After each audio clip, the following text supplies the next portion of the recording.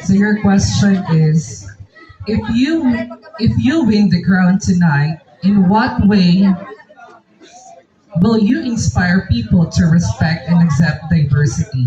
Again, if you win the crown tonight, in what way will you inspire people to respect and accept diversity? If I were given a chance to win tonight, is it all about the crown? It's all about the prizes. It's all about to influence the youth. To influence the youth to respect the LGBTQIA plus community. Because I believe, ladies and gentlemen, I um